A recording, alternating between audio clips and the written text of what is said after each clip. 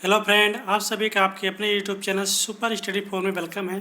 जैसा कि दोस्तों मैं UP army technician grade 2 and ISRO technician B के लिए इम्पॉर्टेंट क्वेश्चन की सीरीज चला रहे हैं। ठीक है, ISRO technician B and UP army technician grade 2 electronic mechanics and instrument mechanics के लिए इंपॉर्टेंट क्वेश्चन की सीरीज चला रहे हैं ऑब्जेक्टिव टाइप। ठीक है, तो उसमें दोस्तों आज मेरा 36 पार्ट है। इसके अलावा 35 पार्ट की वीडियो अपलोड कर चुके हैं। इसके अलावा अभी तक आप हमारे 35 पार्ट नहीं देखे हैं तो आप हमारे चैनल की प्लेलिस्ट में जाके आप देख सकते हैं। वहाँ पे आपको चैनल की प्लेलिस्ट मिल जाएगी यूपी आर्मिलर इसरो एंड DRDO के नाम से। ठीक है, तो उसमें आपको 35 वीडियो मिल जाएंगे। आज का वीडियो भी उसमें ऐड हो जाएगा। ठीक है दोस्तों, ज़्यादा टाइम लेते हुए डायरेक्ट आते हैं हम क्वेश्चन पे। इसके पहले यदि आप हमारे यूट्यूब चैनल पर नए हैं तो आप हमारे यूट्यूब चैनल को सब्सक्राइब करें, वीडियो को लाइक करें, ज़्यादा से ज़्यादा शेयर करें। दोस्तों आज का जो टॉपिक है, आज का भी टॉपिक इंस्ट्रूमेंट से ही है। ठीक है, इसके पहले भी 2 वीडियो हमारे इंस्ट्रूमेंट के आ चुके हैं, आज का वीडियो भी इंस्ट्रूमेंट से ही है। ठीक है, तो आज का क्वेश्चन है दोस्तों, पहला क्वेश्चन देखते हैं आज का।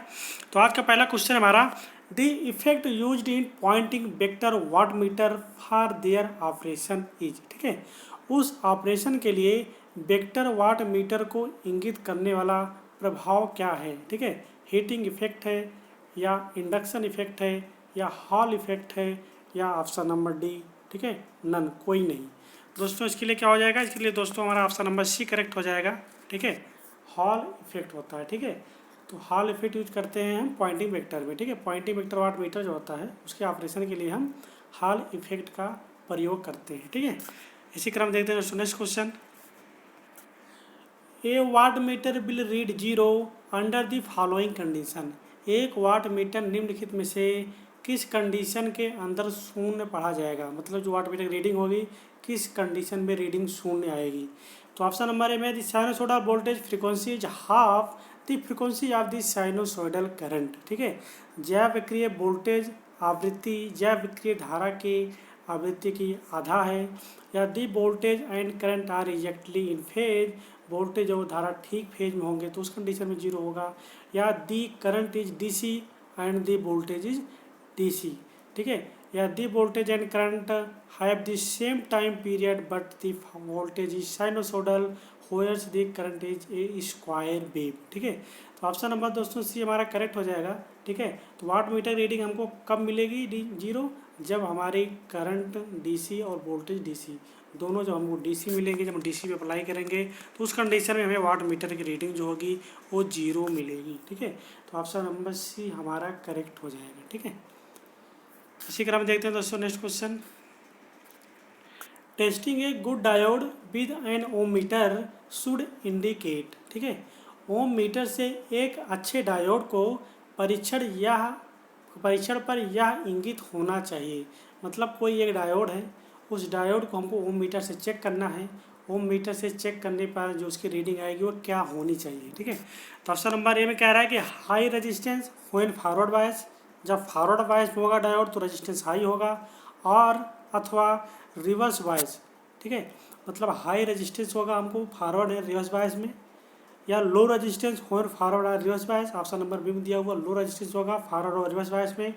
ऑप्शन नंबर सी में दिया हुआ है high resistance when reverse bias. ठीक है, high resistance when reverse bias and low resistance when forward bias. ठीक है, तो यही ऑप्शन हमको करेक्ट लग रहा है। बाकी ऑप्शन नंबर डी भी देख लेते हैं, high resistance when forward bias and low resistance and reverse bias, ये गलत है। ठीक है, तो यदि डायोड हमारा अगर करेक्ट है, ठीक है, तो अगर हम ओम मीटर से हम माप रहे हैं तो ये डायोड को हमको क्या मिलेगा कि रेजिस्टेंस हमको हाई रेजिस्टेंस मिलेगा रिवर्स बायस में। यदि डायोड हमारा रिवर्स बायस होगा तो डायोड हमारा क्या होगा, ओपन सर्किट होगा। जब ओपन सर्किट होगा तो रेजिस्टेंस क्या होगा, हाई रहेगा। ठीक है, तो रिवर्स बायस में high resistance and forward bias में लो रेजिस्टेंस। फॉरवर्ड बायस होगा सर्किट शॉर्ट होगी, तो सर्किट शॉर्ट होगी तो रेजिस्टेंस क्या होगा, लो होगा। तो ऑप्शन नंबर सी हमारा करेक्ट हो जाएगा। ठीक है, option number C is right answer. ठीक है, तो इसी क्रम देखते हैं दोस्तों next question. Electrostatic instrument measure. ठीक है, जो हमारा इलेक्ट्रोस्टैटिक इंस्ट्रूमेंट होता है वो किसका मापन करता है, DC and AC voltage only, DC and AC current only, DC and AC current end voltage दोनों, या DC वोल्टेज ओनली।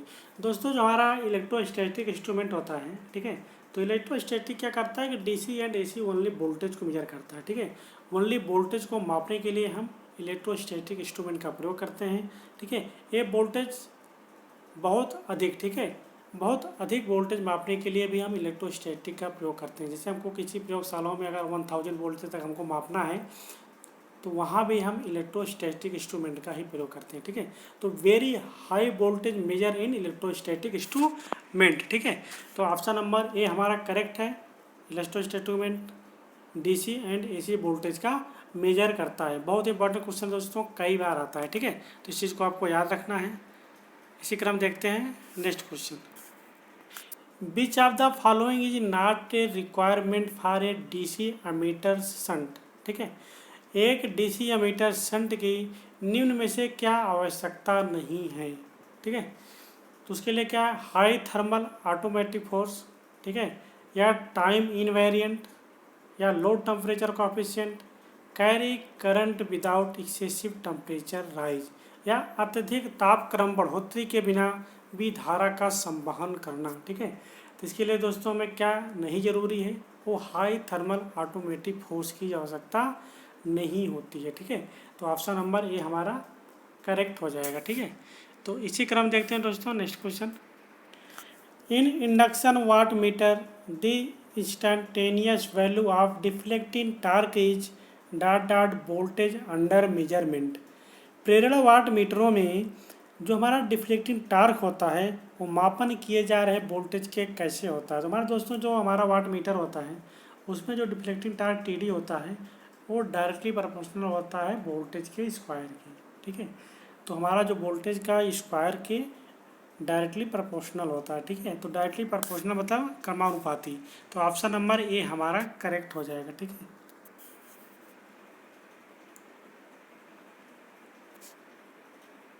सॉरी दोस्तों, ऑप्शन नंबर ए ना के ऑप्शन नंबर सी सही होगा। ठीक है, क्योंकि यहाँ दिया हुआ directly proportional to the square of वर्ग के क्रमानुपाती होता है। ठीक है, तो इसका ऑप्शन नंबर क्या हो जाएगा, सी सही हो जाएगा। इसी क्रम देखते हैं next question. Scale of moving iron instrument is. चालित लौह यंत्रों का पैमाना डॉट डॉट होता है, लीनियर होगा या नॉन यूनिफॉर्म होगा या एक्सपोनेंशियल होगा या लॉगरिथमिक होगा। तो जो हमारा मूविंग आयरन होता है इसका स्केल क्या होता है, क्योंकि दोस्तों जैसे इसका जो टार्क होता है हमारा और डिफ्लेक्टिंग टार्क क्या होता है, प्रोपोर्शनल टू आई स्क्वायर के होता है। जो हमारा डिफ्लेक्टिंग टार्क का करंट के स्क्वायर के बराबर है, तो स्केल तो हमारा लीनियर हो ही नहीं सकता। ठीक, लीनियर होने की शर्त क्या होती है दोस्तों, लीनियर होने की शर्त ये होती है कि जो ओम के नियम का पालन करता है। तो ओम का नियम क्या था हमारा, भी प्रोपोर्शनल आई। ठीक है, क्योंकि इसमें अगर डिफ्लेक्टिंग टार्क एक गुना बढ़ेगा तो करंट हमारी क्या होगी, इसके स्क्वायर में बढ़ रही है। अगर इसके बीच में हम ग्राफ बनाएंगे भी, अगर ऐसे हम ग्राफ बनाएं तो अगर टी डी हमारा थोड़ा सा बढ़ेगा तो हमारी जो करंट आई होगी वो ज़्यादा बढ़ेगी। तो इसका स्केल लीनियर हो ही नहीं सकता, तो क्या हो जाएगा, नॉन यूनिफॉर्म होगा। ठीक है, जो हमारा ओम का नियम होता है कि जैसे क्या होता है कि हम वोल्टेज है करंट के बीच में ग्राफ खींचते हैं तो उसमें क्या होता है कि स्ट्रेट लाइन मिलती है। जो हमारी स्ट्रेट लाइन बनती है यही हमारा लीनियर ग्राफ की स्ट्रेट लाइन होती है। ठीक है, मतलब जितना हम वोल्टेज बढ़ाते हैं उसी रेशियो हमारा करंट भी बढ़ता है। तो भी प्रोपोर्शनल आई होता तब तो ग्राफ हमारा लीनियर होता, मतलब टी डी प्रोपोर्शनल आई होता तो ग्राफ तुम्हारा लीनियर होता। लेकिन क्या होता है कि इसका जो डिफ्लेक्टिंग टार्क होता है मूविंग आयरन इंस्ट्रूमेंट का, टी डी प्रोपोर्शनल आई स्क्वायर होता है। दोस्तों इस जो डिफ्लेक्टिंग टार्क होता है, हर इंस्ट्रूमेंट का डिफ्लेक्टिंग टार्क आपको याद होना चाहिए। ठीक है, यदि आपका हर इंस्ट्रूमेंट का डिफ्लेक्टिंग टार्क का इक्वेशन आपको याद है तो उस इक्वेशन के माध्यम से आप कई क्वेश्चन को सॉल्व कर सकते हैं। ठीक है, क्योंकि ये स्केल लगभग हर इंस्ट्रूमेंट की पूछी जाती है कि हर इंस्ट्रूमेंट की स्केल क्या होती है। ठीक है, तो मूविंग आयरन की पूछ लेगा, आपसे पीएमएमसी का पूछेगा। ठीक है, आपसे इलेक्ट्रोस्टैटिक का पूछेगा, आपसे वाट मीटर का पूछेगा। तो जिनका भी पूछता है, अगर आपका डिफ्लेक्टिंग टार्क फार्मूला याद है तो आप सभी का स्केल बता सकते हो कि उसकी स्केल लीनियर होगी कि लॉगरिथमिक होगी कि यूनिफॉर्म होगी, कैसे होगी आप बता सकते हो। ठीक है, तो इसका ऑप्शन नंबर बी हमारा करेक्ट हो जाएगा। Option number B non uniform. ठीक है, इसी क्रम देखते हैं दोस्तों नेक्स्ट क्वेश्चन।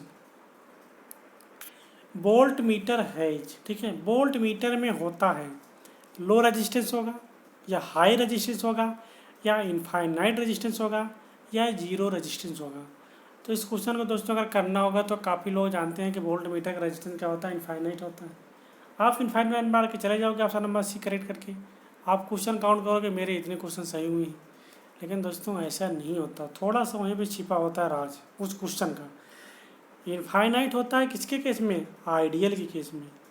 अगर वो आइडियल वोल्ट मीटर या आदर्श वोल्ट मीटर की बात करता है तब तो उसका रेजिस्टेंस इनफाइनाइट होगा, ऑप्शन नंबर सी हमारा करेक्ट होगा। लेकिन यहाँ पे आइडियल लगाया नहीं है, यहाँ क्या पूछ रहा है, यहाँ पूछ रहा है वोल्ट मीटर। जब वोल्ट मीटर का हमने बताया था कि अगर ओनली सिर्फ वोल्ट मीटर की बात करेगा तो रेजिस्टेंस हमारा क्या होगा, वेरी हाई होगा।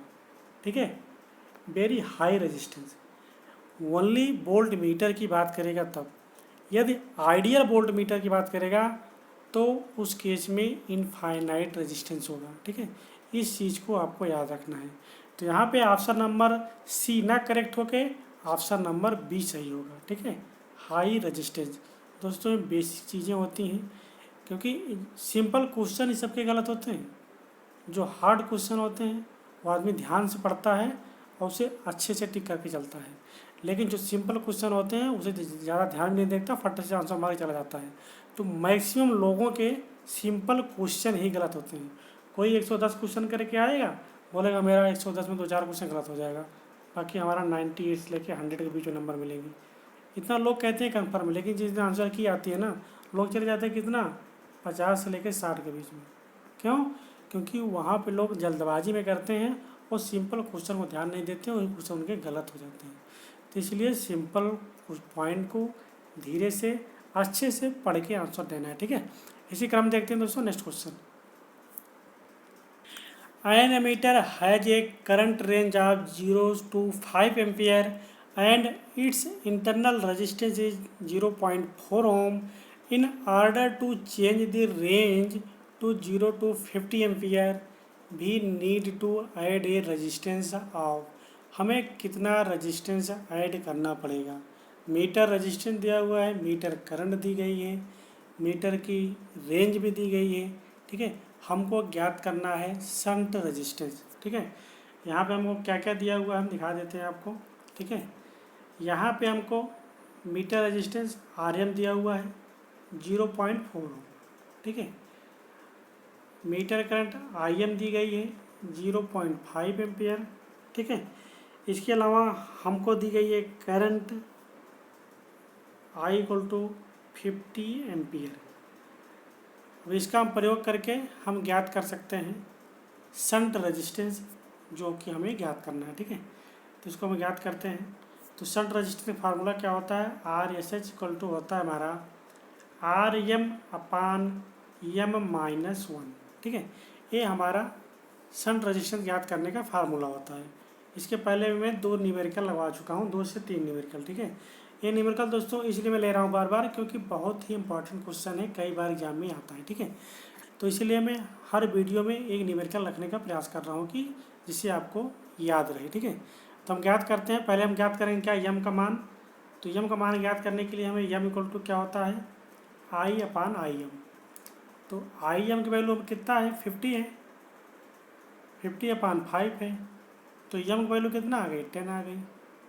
यम की वैल्यू हमें 10 आ गई तो हम यहीं से ज्ञात कर लेंगे। ठीक है, RSH = तो RSH = हमारा हो जाएगा RM/M-1। ठीक है, अब RM मान है 0.4 ओम, 0.4/10-1 कितना हो जाएगा, 0.4/9। अगर पॉइंट को हटाएंगे तो आ जाएगा 4/90। ठीक है, जब 4/90 हो गया तो इसको हम भाग देंगे। तो भाग देंगे तो कितनी बार जाएगा, 9 चौक 36, 0.004। ठीक है, 9 चौक 36, 9 चौक 36। तो सीरीज में नहीं आएगा, ये समांतर में आता है। तो ऑप्शन नंबर हमारा कौन सा हो जाएगा, ये ऑप्शन नंबर सी हमारा करेक्ट हो जाएगा। ठीक है, 0.044 ohm in parallel with meter resistance. ठीक है, तो मीटर रेजिस्टेंस के समांतर में हमारा लगा होता है शंट रेजिस्टेंस RSH। तो ऑप्शन नंबर सी हमारा करेक्ट हो जाएगा। ठीक है, हम आशा करते हैं कि आपको क्वेश्चन समझ में आया होगा। ठीक है, जो दोस्तों क्वेश्चन समझ में आया है तो क्वेश्चन को वीडियो को लाइक कर दें, ज़्यादा शेयर करें, चैनल ये सब्सक्राइब नहीं किए चैनल को सब्सक्राइब जरूर करें, ठीक है। इसी क्रम देखते हैं नेक्स्ट क्वेश्चन। मानक प्रतिरोध डॉट डॉट का बना होता है। मानक बोले तो स्टैंडर्ड रेजिस्टेंस की बात कर रहा है। बहुत इंपॉर्टेंट क्वेश्चन दोस्तों, कई बार एग्जाम में आता है। तो स्टैंडर्ड रेजिस्टेंस किसका बना होता है? प्लेटिनम का, मैग्नीन का, सिल्वर का या नाइक्रोम का। तो हमारा जो स्टैंडर्ड रेजिस्टेंस होता है वो हमारा किसका बना होता है? वो हमारा बना होता है मैग्नीन का, ठीक है। तो ऑप्शन नंबर बी हमारा करेक्ट हो जाएगा। इसी क्रम में देखते हैं next. An induction meter can handle current up to. जो इंडक्शन मीटर होता है पेट्रोल मीटर में कहाँ तक करंट माप सकता है? 60 एम्पियर तक, 30 एम्पियर तक, 60 एम्पियर तक, 10 एम्पियर तक या 100 एम्पियर तक। तो हमारा जो इंडक्शन मीटर होता है उसकी करंट मापने की जो रेंज होती है वो 100 एम्पियर तक होती है, ठीक है। इंडक्शन मीटर हमारा 100 एम्पियर तक की करंट को माप सकता है। तो ऑप्शन नंबर डी हमारा करेक्ट है। इसी क्रम देखते हैं दोस्तों नेक्स्ट क्वेश्चन हमारा induction type single phase energy meter major electric energy in. प्रेरण प्रारूपी एकल कला ऊर्जा मीटर द्वारा विद्युत ऊर्जा का मापन करता है। किलोवाट में करेगा, किलोवाट घंटा वाट घंटा में करेगा, या किलोवाट आवर में करेगा, या वोल्टेज एम्पियर आवर में करेगा। क्या करेगा? ये हमारा मापेगा किलोवाट आवर में, ठीक है। तो हमारा जो इंडक्शन एनर्जी मीटर होता है उसकी जो रीडिंग मिलती है हमें वो किलोवाट आवर मिलती है। तो ऑप्शन नंबर सी हमारा करेक्ट हो जाएगा। बहुत इंपॉर्टेंट क्वेश्चन है दोस्तों, ये आपको यूपीआरएल में जरूर मिलेगा, ठीक है। इसी क्रम देखते हैं नेक्स्ट क्वेश्चन।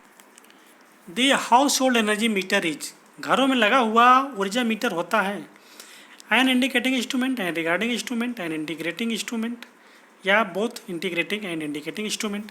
तो जो हमारा एनर्जी मीटर होता है आज क्या होता है? इंटीग्रेटिंग इंस्ट्रूमेंट होता है, जो कि ऑप्शन नंबर सी में दिया हुआ है। ऑप्शन नंबर सी हमारा करेक्ट हो जाएगा। ये भी बहुत पूछा जाता है, इस क्वेश्चन को आपको रट लेना है, ठीक है। इसी क्रम देखते हैं next. In A thermocouple temperature transducer the output voltage is usually measured by, ठीक है।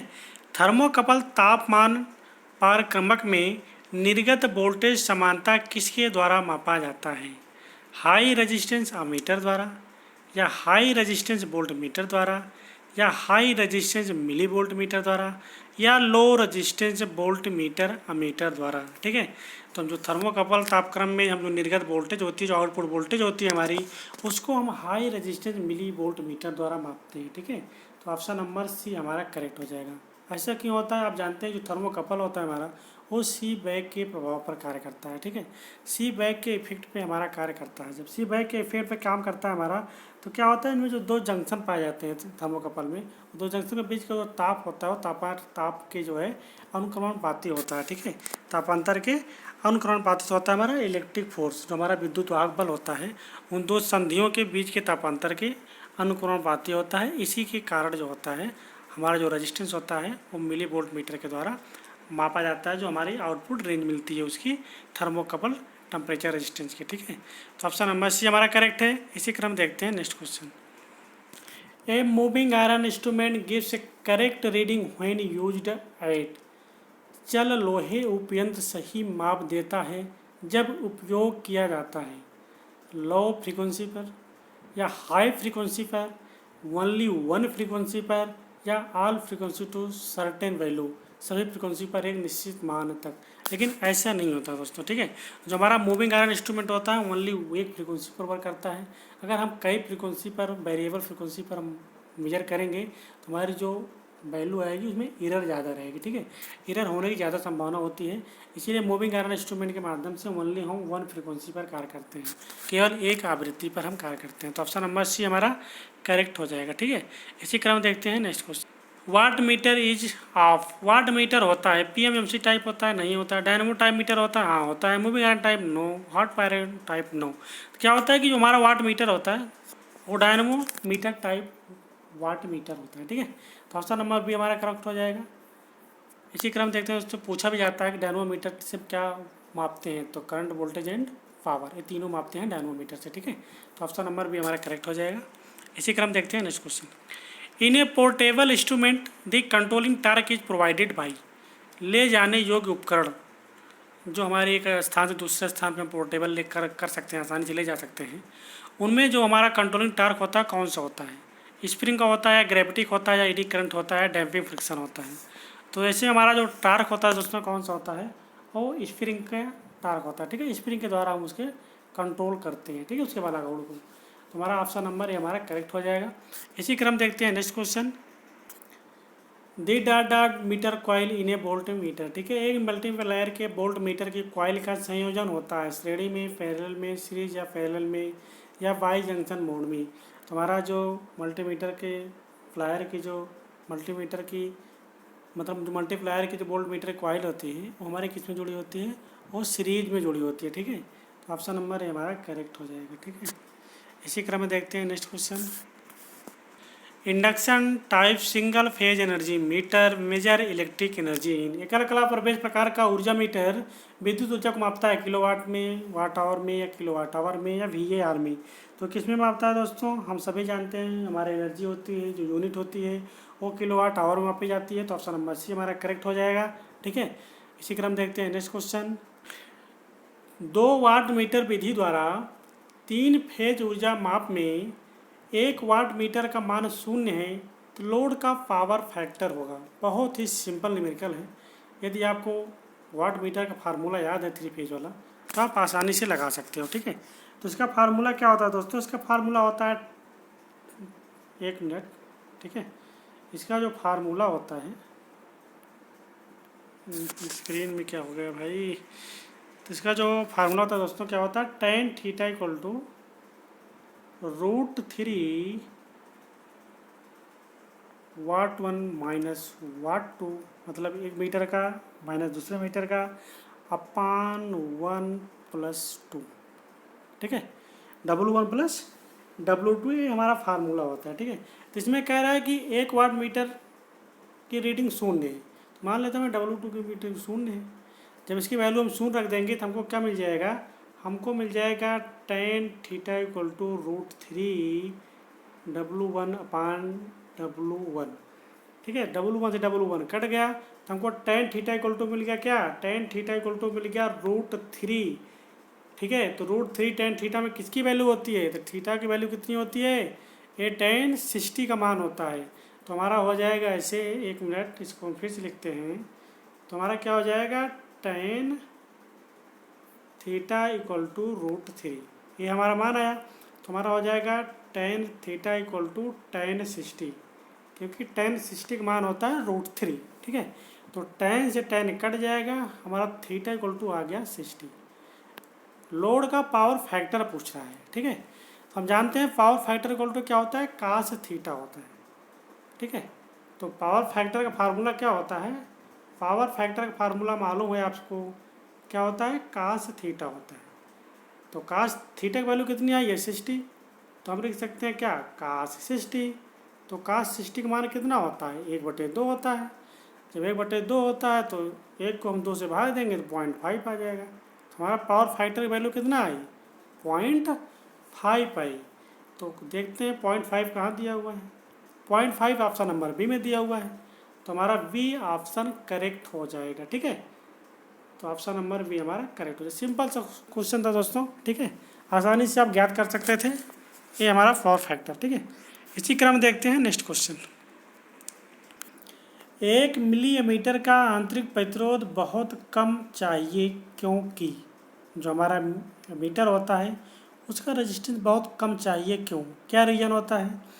ऑप्शन नंबर ए में दिया हुआ हाई एक्यूरेसी या हाई सेंसिटिविटी के लिए, या minimum effect on the current in the circuit, परिपथ पर कम से कम धारा प्रभाव के लिए, या maximum voltage drop across the meter, मापन के एक्रॉस अधिकतम वोल्टता। तो हम जानते हैं दोस्तों मिलीमीटर में क्या होना चाहिए कि उसके करंट पर कम से कम प्रभाव पड़े, इसीलिए रेजिस्टेंस को हम जो है बहुत कम रखते हैं, क्योंकि रेजिस्टेंस का काम क्या होता है, धारा के मार्ग में बाधा उत्पन्न करना। तो रेजिस्टेंस अधिक रहेगा तो धारा को प्रभावित होने नहीं देगा, धारा प्रभावित होने देगा तो मीटर रीडिंग कहाँ लेगा, तो रीडिंग नहीं लेगा ना, जब करंट ही नहीं प्रभावित होगी रीडिंग कहाँ से लेगा। तो इसीलिए रेजिस्टेंस कम होना चाहिए क्योंकि उसके करंट पर प्रभाव कम पड़े, ठीक है। तो ऑप्शन नंबर सी हमारा करेक्ट हो जाएगा। इसी क्रम देखते हैं नेक्स्ट क्वेश्चन। घरेलू ऊर्जा मीटर है इंडिकेटिंग टाइप, रिगार्डिंग टाइप, या एकीकृत, जैसे बोलते हैं इंटीग्रेटिंग, या अस्पष्ट यंत्र, ठीक है। तो हमारा घरेलू ऊर्जा मीटर जो होता है जिसे बोलते हैं house hold energy metre, house hold energy metre जो होता है वो होता है क्या, इंटीग्रेटिंग टाइप, ठीक है, इंटीग्रेटिंग टाइप, ठीक है। तो हमारा क्या होता है, इंटीग्रेटिंग टाइप होता है। तो ऑप्शन नंबर सी हमारा, इसे हिंदी में बोलते हैं एकीकृत यंत्र, ठीक है। इंटीग्रेटिंग को बोलते हैं एकीकृत यंत्र। तो हमारा जो हाउस होल्ड एनर्जी मीटर या घरेलू ऊर्जा मीटर होता है वो एकीकृत यंत्र होता है। तो ऑप्शन नंबर सी हमारा करेक्ट हो जाएगा। बहुत इंपॉर्टेंट क्वेश्चन है, तो इसको याद रखना, ठीक है। इसी क्रम देखते हैं next question. Beach of the following is not correct, इनमें से कौन सा सही नहीं है उसे आपको चूज करना है, ठीक है। तो ऑप्शन नंबर ए में दिया हुआ volt meter should have a very resistance, सही है, वोल्ट मीटर रेजिस्टेंस अधिक होना चाहिए। ऑप्शन नंबर ए तो सही है, ठीक है। ऑप्शन नंबर बी में दिया हुआ an ammeter should have a very low resistance, ये भी सही है, अमीटर का रेजिस्टेंस बहुत कम होना चाहिए। ऑप्शन नंबर सी दिया हुआ a shunt should have a very low resistance, सही है, शंट का रेजिस्टेंस क्या होता है, लो होता है, ठीक है। ऑप्शन नंबर डी में an electronic volt meter draw appreciable current from source, एक इलेक्ट्रॉनिक वोल्ट मीटर स्रोत से सराहनीय धारा चालू करना, यही वाला गलत है। ऑप्शन नंबर डी सही हो जाएगा इस क्वेश्चन के लिए, ठीक है। इसी क्रम देखते हैं next question. Moving iron instrument can be used for, moving iron instrument को कहाँ पर हम प्रयोग करते हैं, डायरेक्ट करंट एंड वोल्टेज, मतलब डीसी वोल्टेज एंड करंट के लिए, ठीक है, alternating current end voltage, AC current end voltage के लिए, या रेडियो फ्रिक्वेंसी के लिए, या बोथ ए एंड बी। हमारा जो मूविंग आयरन इंस्ट्रूमेंट होता है वो हमारा एसी एंड डीसी दोनों मापता है, करंट एंड वोल्टेज मापता है, ठीक है। तो करंट एंड वोल्टेज एसी और डीसी दोनों मापता है। तो ऑप्शन नंबर ए बी दोनों सही हो जाएगा, मतलब डी सही हो जाएगा, बोथ ए एंड बी, ठीक है। इसी क्रम में देखते हैं दोस्तों next question. PMMC ammeter have uniform scale because, ठीक है।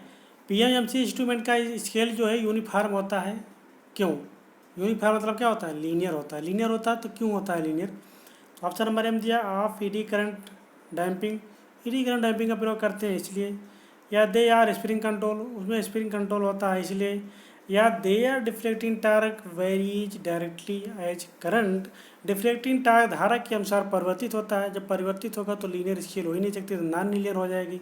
तो ये तीन ऑप्शन तो गलत हो गए हैं अभी तक। ऑप्शन नंबर डी में दिया हुआ है both spring control and having deflecting torque varies directly as current, ठीक है। स्प्रिंग नियंत्रण और डिफ्लेक्टिंग टार्क दोनों करंट के समानुपाती होता है, ठीक है। हमने बताया था जब उसका टार्क जो हमारा टीडी होगा वो स्प्रिंग टार्क दोनों के मतलब समानुपाती होगा, तभी वो हमारा क्या होगा, स्केल जो होगी वो यूनिफॉर्म होगी, ठीक है। तो ऑप्शन नंबर डी में पॉइंट को कह रहा है, इसलिए ऑप्शन नंबर डी हमारा करेक्ट हो जाएगा। अगर स्केल की बात करता है तो वहाँ पे आपको टार्क याद रखना है। अगर टार्क हमारा समानुपाती है, प्रोपोर्शनल है, तो इसका मतलब कि हमारा स्केल क्या होगा, यूनिफॉर्म होगा या लीनियर होगा।